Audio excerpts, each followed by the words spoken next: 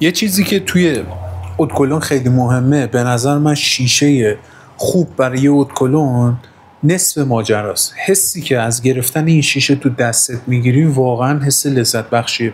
یه شیشه توپر جوندار که اصلا ترغیبت میکنه به استفاده بیشتر. این حالا برای ما شاید بهتر باشه، برای شما خیلی بهتره، چون هرچی بتونی از یه رایحه خروجی بهتری بگیری